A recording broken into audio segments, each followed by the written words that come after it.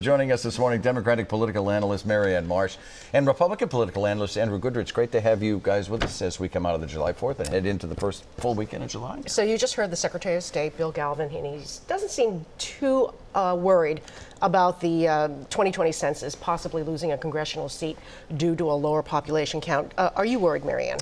There's a premium. I'm making sure that everyone is counted. So it's the quality of the count that gets the quantity of the count. And as you saw, the choice would be between Richie Neal, Chair of Ways and Means, Jim McGovern, Chair of Rules, and Catherine Clark, probably the next Speaker of the House after Nancy Pelosi. Who wants to make this choice? So Trump has had a chilling effect. It's about counting everybody who lives here, not just if you're a citizen. So everyone has a vested interest in making sure that everyone gets counted. Andrew, are you worried? Yeah, I wouldn't say worried. I think we should be expecting it's going to be happening at least pretty soon. I mean, places like Florida and Texas and even Nevada, their population is growing like gangbusters just because of snowbirds and other folks going down. So I think we should be expecting it's going to happen pretty soon. Yeah, but it's a reality part of the conversation. Even the Secretary said that a significant percentage of the population in Massachusetts is, whatever, just a little bit beyond Worcester and east.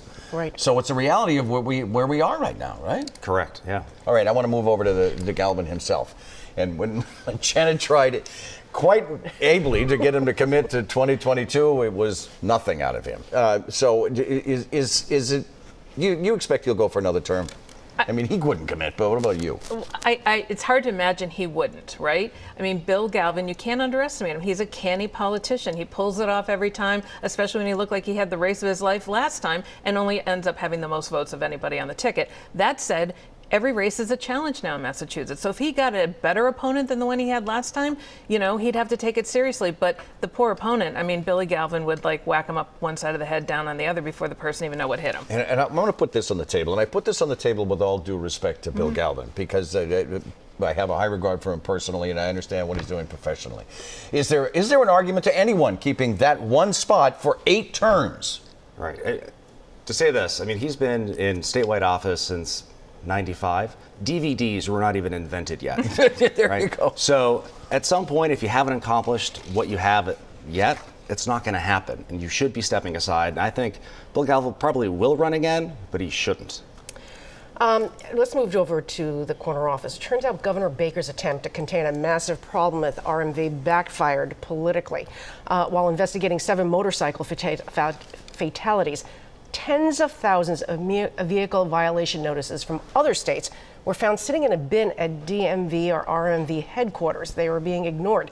But it wasn't made public until after the registrar's firing came under criticism, including here on OTR just last week. Should Baker have simply come clean in the first place, Andrew? He should have. And it would have avoided a lot of this back and forth. Absolutely. I mean, sometimes when you rip off the Band-Aid, you make the wound worse.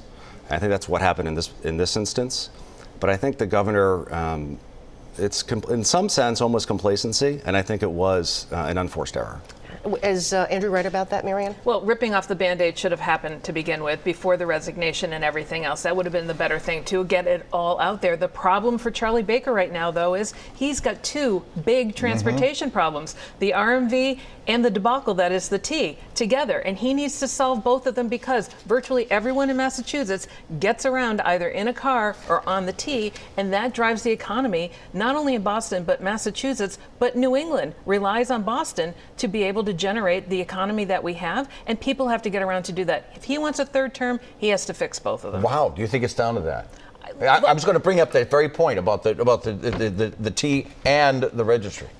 People care about a lot of things, healthcare, opioids, and others, but the one thing that joins everybody together is getting around. And as everyone knows, with Uber and Lyft and everybody else now, no one can get anywhere because it either doesn't work or there are too many people and too many things with bad infrastructure. Next item. Last week, Congressman Joe Kennedy, who has very strong ties to the Speaker Nancy Pelosi, said it's time for impeachment.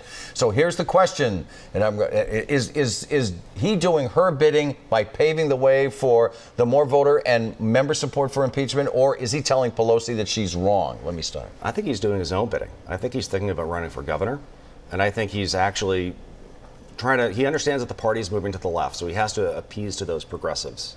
So he's taking the bold move of opposing Trump here in Massachusetts to really to go after those You progressive believe he's folks. running for governor? Is that what you believe? I think so. Yeah, I think he's at least floating the balloon. No. But we could disagree on that. Look, there's a slow, methodical march to impeachment, and Joe Kennedy has just joined it. Methodical is the way he does things. It sends a signal to a lot of people, though, that impeachment at some point is probably inevitably going to come. Remember, Pelosi never said she wouldn't do it. It just has to have the support of the majority of the people in this country, and that's what she's looking for. And when you have someone like Joe Kennedy, who was reluctant to begin with, say, look what's going on, I've seen more, we have to do that, that sends a big signal everywhere. Let's drill down to Boston politics. City Councilor Michelle Wu had a very high-profile couple of weeks using the MBTA as her weapon. 6% fare hikes went into effect this past week, and she held a Boston tea, standing not for the stuff that you drink, party. What's your take? Is she definitely running for mayor, and would she take on Marty Walsh if he goes for a third term, Andrew? So, first, a wonderful political move on her point. That was very smart. I think she's at least, again, testing the waters to see if anything is really going to stick. So I think it's going to be much more plausible that she might actually take him on if he's seen as very complacent and not taking action. Do you think she would take on the incumbent? Well, she's building a movement, and very smartly so, especially when people are paying more to get less. That's never popular. So her eyes seem to be set on City Hall. The question is, will she challenge Marty Walsh, or will she wait for him to run for something else or not run again? We will know by the end of the year, but she'll be ready for whatever it is. Last time out, clear. as councilors at large, she got the most votes. Right, and she she used to live in the South End. She lives in Rosendale now. The tea touches everybody in Boston, and she was campaigning everywhere. And she's clearly the leader on this issue, Yeah, the no protest question. issue. No question. Stay with us. We'll be right back.